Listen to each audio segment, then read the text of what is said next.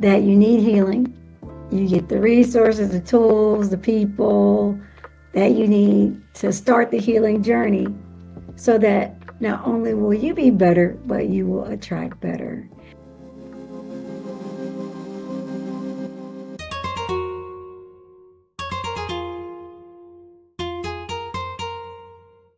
Good evening and welcome to another episode of the Purpose and Powerful podcast.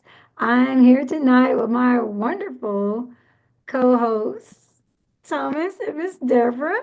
How are you this evening? Doing well. Hello. I am doing, Fantastic. I'm driving. I'm driving mad. Well, tonight, what we're talking about is breaking chains, healing from generational trauma for lasting love. And what does that actually mean? That means that we're going to dive deep into something that affects all of us, whether we realize it or not, generational trauma and its impact on how we show up in love and in relationships. So, for many of us, especially for the single folks, the patterns of our past, whether from our families, our communities, or even pressures that we get from society, it's helped us shape how we approach love, how we approach trust, what do we feel and respond to in terms of connection. But what is the good news? That means that you have the power to break those chains. So, to just kind of start it off, what do you think, and anyone can answer, is the number one thing keeping most people from breaking free from the cycles of dysfunction when it comes to love? That's an interesting way to put that question because you said cycles of dysfunction, That's right. and that's that's might it might not be a dysfunction. It might be, it might be a protection mechanism. It might be a set of desires or things that you want out of a marriage, but those are not dysfunctions. Those are just things that you have placed uh into your desire bag or to your requirement bag that that causes things not to work for others. um so I don't know, I just think dysfunction is a hard word. Yeah, I agree with you. I think I'm not going to say it's a dysfunction, but it's probably one of the things when we're in relationships. And several podcasts back, you mentioned that you have a list of things that you're always looking for in someone. And so what you end up doing a lot of times is that you, consciously or subconsciously, you keep going to that list when you pick someone that you think might be your mate. And so what happens is that, say for instance, if you're looking for, you always like a tall pretty boy, your mate might not be a tall pretty boy. He might be a mediocre looking guy, I mean, he'll still be easy on the eyes, but he's not going to be the pretty boy. And then he might be short.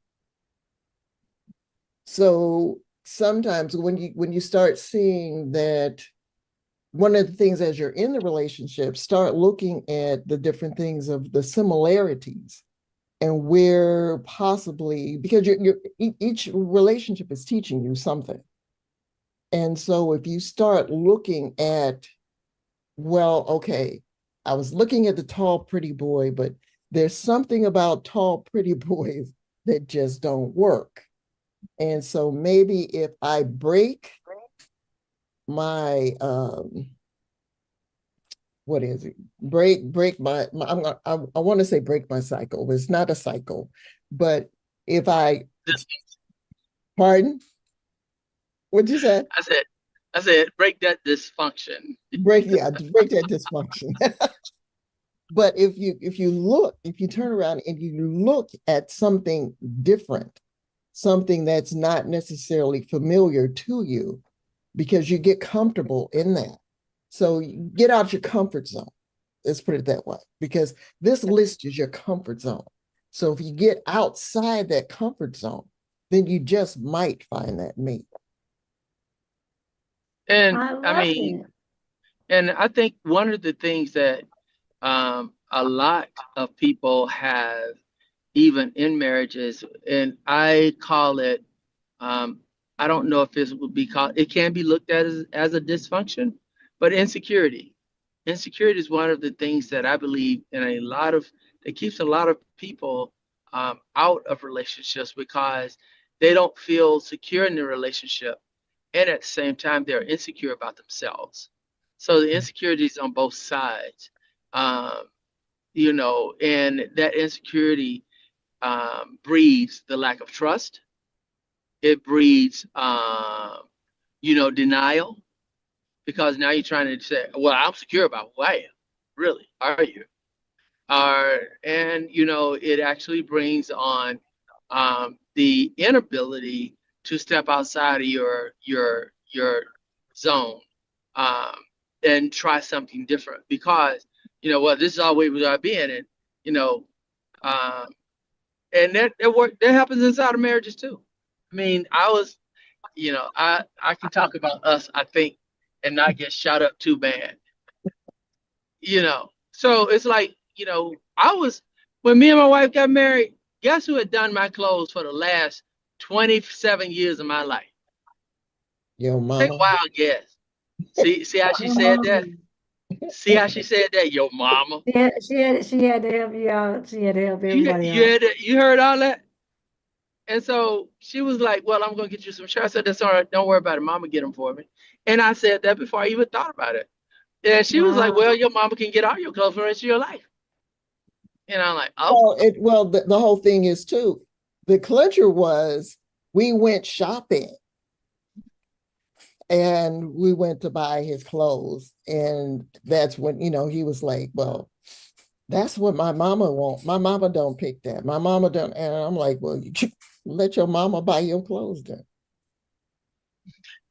and so with that, you know, now you walk into a relationship and a guy says that to you, what do? I don't want that. That's a mama's boy. I ain't trying to fight his mama for the rest of his life. Um, and that's it. But there's insecurity, but also that's insecurity in yourself and saying, hey, I'm woman enough to take that place. Or I'm woman enough that, as I get to know him, if he's the one that God has for me, you heard what I just said, that God has for me to marry, then, we can work through that. And that's what we have done, I think, to a certain extent. And it takes time. You're not gonna change. You don't change the direction of a ship, unless it's a speedboat, and that still take time. In a matter of moments, it takes time to change it. Um, and a lot of times with, as you said, dysfunctions, the dysfunctions are sometimes generational from a sense of, uh, they're generational from a sense of, um, they happen from your mom, your parents to you. But a lot of times dysfunctions are the first generation, which is you, because of your life experiences, things that are happening in your life, things that happen in your relationships, things that has happened in relationships around you that you're like, yeah, I don't want that in mine, or that's what I want in mine. I want this. Well, you know, Miss B and Mr. Thomas, man, I heard their story of how they met, and that's what I want. I want that first time love, you know, love at first sight. I want that. And that's not a dysfunction. Well, I ain't love him at first sight. I ain't, but love is something. It's just like I was telling one couple, love is not, love can be love at first sight, but love is something that grows on you. You choose who to love, and you choose how you love. And that is a choice that God gave us. And we have the ability to allow love to grow. Um, that's why, even when Jesus asked Peter, Peter, do you love me? Peter said, I love you as a brother. Then Jesus said, do you agape love me? Do you love me with all your heart, mind, and soul? He said, no, I love you as a brother. But then Jesus came back and met him where he was. Peter, do you love me as a brother? And he says, yes. Well, he didn't say yes. He said, Jesus, you know my heart. You know what I feel. You know what about me. Search me and prove who I am. And that's what, in one sense, we have to do in a relationship. We have to understand the heart of the person and see if that person can do truly love me and at what level do they love me. Do they love me as a friend? Because that's a dysfunction, as you would say, a dysfunction because we're trying to make that something that happens overnight. I got to truly be in love with this person. No, you have to learn, you have to see where the depth of their love is and then help each other build that to the point that you have a life together. Okay, I'm gonna stop. Oh, praise God. Look at you cooking. I love it. So let's just take a step back and let's talk about this generational trauma idea. Um, and basically, in the dysfunction part of it is really it's patterns of pain, patterns of hurt, whether it's passed down from one generation to the next. So, like how you may have watched, if you're a guy, you watch how your father and your uncle and brothers treated women, treated different things, how they acted in a relationship, what role they took in relationship. Women, you know, if a mom or auntie, grandma, somebody gave you some bad relationship advice, you spend half your life trying to figure out that the advice is just not the right thing. At the end of the day, what it really just kind of comes down to is trying to understand and identify that the information it's caused you to suffer. It's actually created a trauma. So one of the things, for example, I can speak to this in my own life. I had said this to my own mother, and she wouldn't care if I told it because I will. But I'd said most of the things that she told me about men and my youth and the different things and has really helped shape my independence today really came a lot from seeing how relationship nuances were between relationships she saw, whether with my grandmother, dating issues in her own life, to say, oh, okay, and everything that she felt like she probably didn't have a choice or how her life was patterned was kind of like, oh, if I could do it over again or if I could do it a different way, let me just go ahead and tell you about it. So I think it was years of my life before I kind of like figured out that while I love my independence and I love how she shaped me to be that way, it caused me some issue in terms of learning to be more soft when it came to men because she basically raised me to don't need one. And that's great. But how I need a man is just not how most women have been taught. Like, that's your provider, that's this person, that's that person. In my makeup, my mate is my partner. He's just not my all in all. Like, I don't rely on this man to do and be every single thing. So I define my softness in being who I was, yet realizing what my needs for a mate were. And like the list that Miss Deborah reflected on previously, see, you know, when you're young and you're early 20s, late teens, and different things, sure, you want them tall, dark, and handsome and all the things, but like, you know, 20s, the type of woman you become. If you're growing at 30, you don't want the same kind of man. I don't even want the same type of man at 47 that I wanted at 37.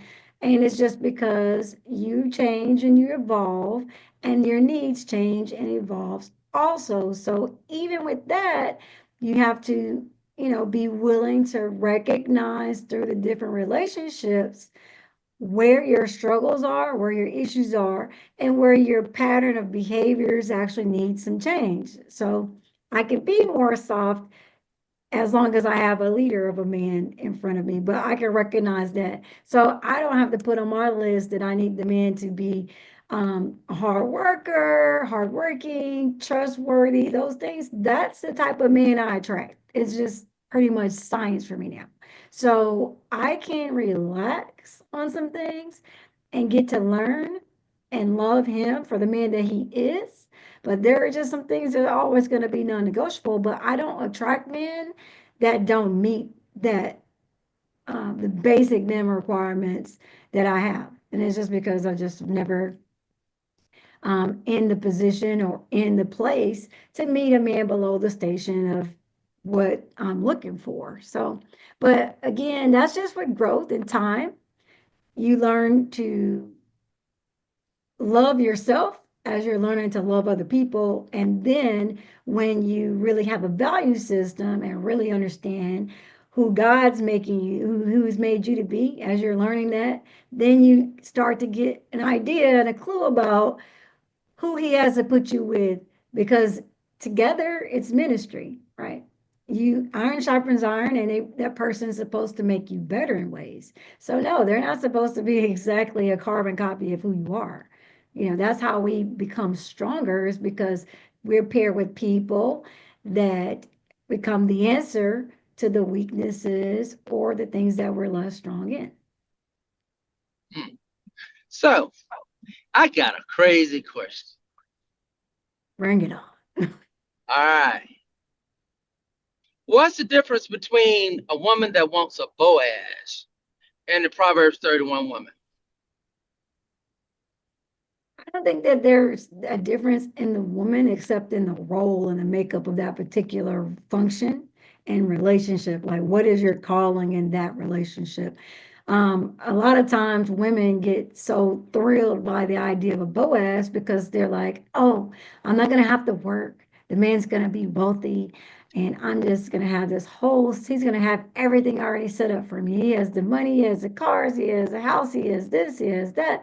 And they're not looking at the loving submission and the godly counsel and the wisdom of Ruth and so many things that Ruth had learned to submit and love well before she ever came with Naomi on a trip. But she trusted the word of God that was in Naomi's mouth. So there's a lot of things in that story of Boaz, but people just pick out the pieces they think are alluring. Well, in my lifetime and experience, what I've seen mostly with women that have where the man is the breadwinner and they're like at the home role, their role isn't so much less, they're just called to something different. Whereas a Proverbs 31 woman, I always liken myself to that and try to understand that, I'm not the Ruth in the story with Boaz. I'm more like the Proverbs 31 woman because that lady has a lot of functions. She got a lot going on. And so even in that, it never said that she was cooking the food or she was just doing these things. It was in the management role. And it says that her husband and her children rise up and call her blessed, right? She's handling a lot of things. She's wearing a lot of hats. I think she has about 9 jobs in that within that length of verses there. But the overall goal is the woman in Proverbs 31 and the woman Ruth in the story of Boaz, these women completely understand their function, their purpose, and their assignment. And so, no matter which role, even if it's a situation where the woman makes the most money and the man's the one at home, if you understand your role in their relationship, you understand your role and assignment that God has given you with regard to your purpose, as long as you're serving that 100% to the best of your ability and every day you're striving to do well in that, I don't think that you'll end up being disappointed. I think when we decide for ourselves that we have to have it like this with this type of man, and then he has to be doing these things, that's not a mate, that's a robot. It's not real. It's not realistic. So you just find yourself in generational trauma of being disappointed because you're like, okay, no women in my family ever had a good man. And I can't, we always draw this. Well, change the attraction, right? Making yourself more attractive to attract the thing that you want, that you ultimately want, and to want it for the right reason. I always say some of the same men that I would be attracted to, there's a woman out there who um, wants that same type of man, but just for a different reason, for a different purpose, you know. In her mind, he's Prince Charming. I'm just in my mind, he's Prince Partner, you know. It's just different. But understanding And so, what your calling is really going to help you not be stressed out and not crash out because the man you have been assigned to is not the one you thought in your list was tall, dark, and handsome and all the things. so, and you're spot on, almost. And I said that from a sense of people say they want Boaz, but they don't look at Ruth as being a Proverbs 31 woman. But Ruth was a Proverbs 31 woman, but just not put into position to be that in the story that we read of Ruth, because that was pre Proverbs 31 woman, because she was being sought and not one that had been been a been found.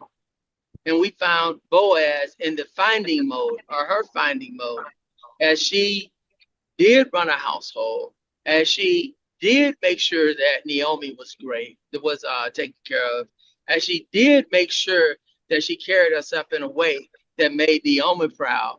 So everything that she did was to build herself to be that Proverbs, to walk into the role of a Proverbs 31 woman. So now, as you were saying, you're looking for a partner, but you're still looking for the same thing as a Boaz, from a sense of you're looking for a protector. You're looking for somebody not physical, because all the things that you talked about was physical. But the spiritual is still there that you need and you desire. And you are looking for your desire is more for a spiritual mate than for a physical mate. So you can't call him a partner, because your partner be the man in your relationship and do the things spiritually that you need done. And so that's where now I would call it dysfunction, because you're looking at it from a different perspective, from a physical. We are spiritual people living in a what? Natural Physical body. world. But we put Mhm. so we put all of our requirements physically instead of spiritually.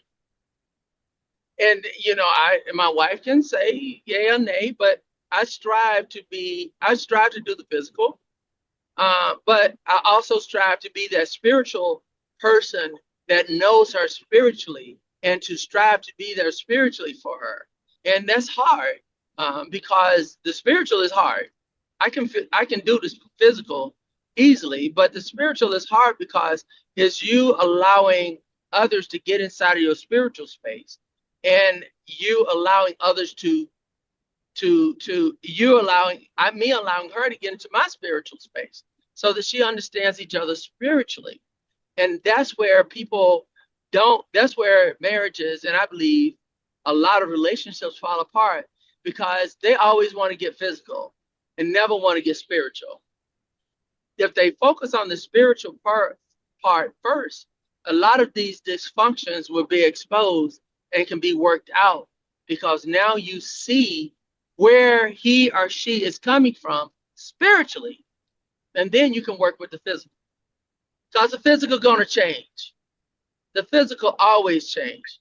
The spiritual don't change. It's a transformation. It ain't a change. It's a transformation. They got to work that out. That's why Paul said, work out your own salvation with fear and trembling. Because that beast inside of you, you don't know him, and you got to figure it out, and take you a lifetime. Okay, that's all I'm going to say. Dr. Jabril, so good evening and good to see you, sir. Here's a question for you, and I know you have some questions of your own too. You're wonderfully married now. You were married before. You had some experience dating. For you as a man, when did it stop for you being less about the physical, and then concentration was more on spiritual. Like, where, at what age or what was your life at the time when you decided to redirect your energy? Then it wasn't about a, as Steve Harvey says, big booty and a smile. It was more about, I am looking for this wife, right? This makeup, and that's who I need in my life. Ooh, yeah, that's fine. Great question, but I want to be honest with you. I don't think that that's ever gone away. I ask for everything that I want, especially at this stage of my life at 50. I mean, and at that time, I think that was around 10 years ago, I asked that because I'm going to do what I want in terms of making myself look physically appealing. So I'll make my best efforts to be healthy inside and out. So I don't know if it's really changed because you can be specific and we don't have to settle. If that's what we want, then go for it. I mean, God can hear your request, whatever He places you with is who you want. But it should be good if you have that relationship with God to ask for what you want, and what you're asking for, make sure that you have that mirror image. And so I was very satisfied with what I received, but I knew that when I look at some of my other pictures from the past, my wife had said that she wouldn't have dated me, and that I had a funny look that she didn't. And we know that she's definitely into the spirit, so she was very honest that I wouldn't have been the Boaz or somebody that she was praying for. And I looked at those pictures and I thought about it. I said, wow, I mean, because you can transform. But it all started within. What I wanted, I had to have within and be that person to attract whatever relationship that I wanted and to be confident in that. So for me, that's the truth that you're asking for the real truth. What So was the change though? Because, at first, as a young man, it is more about physical. And then to think spiritually, that's a mindset, so like to say, oh, okay, well, let me about transition. I'm about older, that kind of thing. 7 years ago, I still wanted the physical, but I added the spirit. I asked for more. I was more specific and I was more about substance, but that made me that I needed to have a stronger relationship with God. So it started with that because before the women I were dating, I wouldn't ask God for permission. And I was running into trouble. I say, oh my God, help get me out of the situation. But so it had to be something where he and I agreed upon. And before I wasn't asking for that. I was just going for what I wanted, what I thought was best for me, better for me at the time. So I'd say about 7 or 8 years ago. Yeah, I would say that when you start going for the spiritual, you're actually already in the relationship, and you've gotten through your likes and you're like, okay, I like this guy. And you just kind of grow into it, because I know truly and honestly, my husband and I were married for quite some time. And uh, I can't really pinpoint it, but I know several years ago, all of a sudden, I just basically, and I think it was probably maybe right before the time that I actually announced my own calling into the ministry, Mm. that I found that, because he's a busy guy, does a lot of stuff. And I always look at it and I was like, he's the type person, he wants to go out and run, do whatever. He just wants to make certain that when he gets home, he's got a wife there. And I found my I found, yeah, I'm serious. And he just doesn't want to come home. He doesn't want to come home to an empty house. And so, I had to learn to do my own thing. But then in trying to make a connection with him, I found that if I started communicating with him more so on a spiritual level, then I had his attention. Yeah. And so then because of that, then our relationship also evolved. But in the meantime, while that was happening, God was working with me on a spiritual level. And I'm quite certain that he was not aware of where I truly was until I actually started, talking with him on that level. And so things actually got better. So I think it's one more of those things that you grow into. And then, as you said, as you get older, because when you're in your teens and your early 20s and possibly into your 30s, you're not necessarily thinking that I'm looking for a mate on a spiritual level, on a level. I mean, we might say, okay, I want someone who's in the church, not, and so that's the start of it. But so you're putting yourself in the same place because you basically both have the same type foundation. If you are, I want someone who's been brought up in the church, and so he was brought up in the church. I've been brought up in the church, so we had kind of, in one sense, I'm not going to say an even playing field, but we were playing in the same area, as opposed to, I mean, I did date some guys that uh, did not have a church upbringing, uh, but they came with their own special set of questions, a special set of issues that you had to try to relate, and you know, you, it didn't work, but eventually what I found is that over time, and I've just learned this in my lifetime, is that over time, and Erica, you said it earlier, uh, as you grow and you mature and you get different experiences behind you, then you as a person change.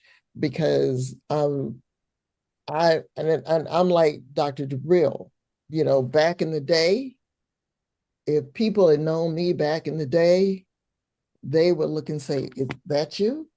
That was you?" Because I was totally almost antisocial at one point. So, I mean, I'd have a neighbor would come to the house and I'd open the door and I'd let her in, and she's a close neighbor and she want a hug. And I'm like, no, no. But now one of the first things I do with most people, I hug. But back in the day, I didn't hug you. No way, no how. So we evolve, as you said, we evolve into the people that we become. And it's just along that particular line. Um, I want to say that when you talk about the generational trauma, and, I wouldn't say generational, I wouldn't call it trauma, but because your parents raise you based on the experiences that they have had in their life and the influences that they have had in their life. And we take those things and we shouldn't necessarily make them as gospel when we go in our lives, but we take them and say, okay, well, I'm going to start here. And then I'm going to learn, use that as a stepping stone in my learning, because of course some of their stuff is tainted by their experiences and by their traumas. And so we can't make it ours, but we can use it as a stepping stone as we go and we evolve ourselves. So but like I said, that's when the spiritual, even though I was there, a lot of times I didn't talk to people like that. I mean, and even as an example, I hung out with a preacher and his family and everything. And one time we were working with the youth, and they sat up and they said, "Well, hey, you work for Honeywell. I want can you go and talk with them and see if you can get a female engineer that will come and be on a panel and talk to our youth?" And I just looked at them and laughed. And they said, "Why?" And then they said, "Why are you laughing?" I said, "I'm a female engineer." But they didn't realize it because of the way that I carry myself. And they said, "But you don't talk like one." And I said, "I'm not in an atmosphere where I need to talk like one." You know, so it's just one of those things that, like I said, you evolve. You learn how to evolve. You meet the experience of where you are, the situation of where you are. And so we you take the lessons learned from your parents, and then you build on those. And then sometimes you might find that you're like, okay, mama was this way, but even though she was that way, I'm not going to be that way. You, you know, you have to make a conscious decision. And sometimes I find that a lot of people sometimes they don't make those decisions that, hey, I'm over 21 now. I can I can do what I want, and I can change some things about the way I was brought up, and formulate my own thinking from there. So Okay. Okay, that's Jabril. You're looking looking like you have some comments and questions. So what's on your mind, sir? Well, I just wanted and before I leave and just ask, just saying that that spiritual, I mean, like you said, you grow in spiritual, whatever you want or desire, you gotta have a stronger connection with God, especially as the head of the Boaz. And whatever you're asking for, you gotta make sure you're that. And I'd say it 10 times because of the things that you're gonna have to do, the grace. And it's never 50-50 and all of that. It's gonna be times when our wives will hold us up. So it all goes together. I'm seeing that. I'm experiencing it now. Sometimes I may forget something, but because I poured in so much into my wife and she's heard it so many times where I thought she might not have heard or tune me out, she's able to pick that up and pick us up. And it just shows once again how God knows best. So I would challenge anyone, make sure you pick the right mate and think of it as something long term, not short term, not seasonal, like you're something you're renting, but something you own and you own it together and you move forward through whatever hardships or whatever it is, because there are going to be some, and the best is yet to happen or come, and that's why God assigned you to that person. But make sure that God picked that person and know who you are first, so that it'll make sense. It may not make sense at first, but if you feel in your spirit, it will start to make sense more and more.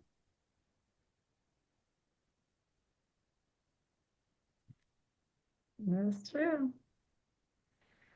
And that's why I'd say some of the people that you may have seen, and I know we've talked offline, Erica, they might have seemed like they had it and they had the resume, but it didn't take long for God to say, nope. You to say, wait a minute, I'm a second interview. Can I get one more? God, he said, ah. As we gotten older, we know if you give a second interview, then it's going to be a third, and it's going to be whatever. And just understand, if that was their representative and they couldn't even make it, imagine if you decided to go against God's will and be with that person.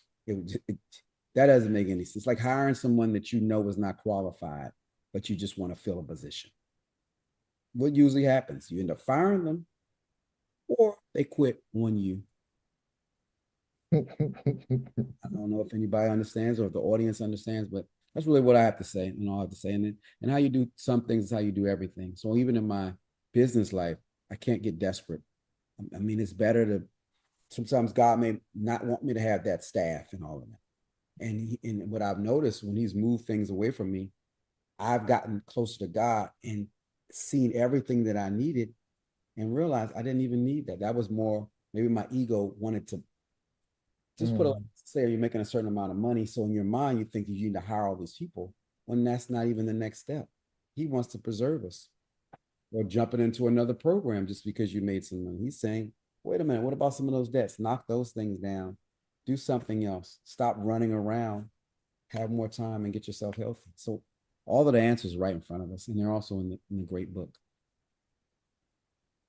That's some extra stuff that Yes, they are. just came to I me. love the interview phases. It definitely with evolution is so much easier to identify the things that you don't need. That's being the number one. What you don't need, then you can be like, I don't want that because it doesn't because I don't need that, right? So Yeah. even with that, like I said, it's just easier just swipe left. Let me just go on to the next. No one has time for it because you learn more about your, that you attract people where you are with who you are. So if you're looking, if you know that this is just a temporary position for you and you know long term, this is what you need, this is a person that you've been called to be, this is your assignment, this is your purpose, then you need to make sure you got somebody with you that is going in the same direction. Right. Otherwise, you're setting yourself up for failure. So And I like it. and I'm going to ask this question, Jabril. What is the great book? Oh, the Bible. My Okay, apologies. I just want to make sure we are talking about the same thing. Cause great book be the Quran or something else, and then we're gonna have another conversation. No, But I have anyway, to. I wouldn't draw like that. I apologize. So I will uh, if we're still on, but I just want to thank everybody for letting me on. It's always great to see you and to see another friend, amen, from Arrington's. Good to see you. And thank you. amen. Fantastic. You welcome. Hey, so and I just want to throw this last thing out, and I would be quiet. Um, when we look at dysfunctions, it's in the eyes of the beholder. For one, it's a dysfunction, and others, it's a way of life. It's what they've been grown up to, what they've lived. It's their worldview, which is not really a dysfunction based on them unless they consider that themselves. So we have to make sure that as we look at dysfunctions in others, as well as we look at dysfunctions for ourselves, why are we doing what we're doing? And then go back and understand what that is and why we're doing it, and to see if it's something we need to correct. Because there's a reason why we do what we do. Okay, that's It's it. a wisdom. Closing thoughts, Miss Deborah. I'm good. I think that Final statement, Dr. Jabril. well, I didn't know you knew that was my final statement. Again, make sure that you get in tune with your relationship within. Forgive yourself for anything that you have done or haven't done, and attract the mate that God has for you will be there. That's the bottom line. You can't cheat this process. It's already written, so you might as well follow the blueprint. So Very insightful words of wisdom. So thank you, everyone. yeah, And with that, our whole goal for you is that you learn that you need healing. You get the resources, the tools, the people that you need to start the healing journey so that not only will you be better, but you will attract better. Join us next time. Our next show is Faith Divides, addressing spiritual misalignment in relationships on Sunday, February 2nd. That's also, I believe, the week before the Super Bowl, or Whoop, maybe whoop. on the Super Bowl. for those commanders. But we look forward to joining you for another insightful conversation. Thanks again for all of our guests, co-hosts, wonderful co-hosts. Thank you so much for everything that you do, your contributions, your words of wisdom, and you participating with us on this purpose and powerful journey. And we just bid you all a good night, and we'll see you soon.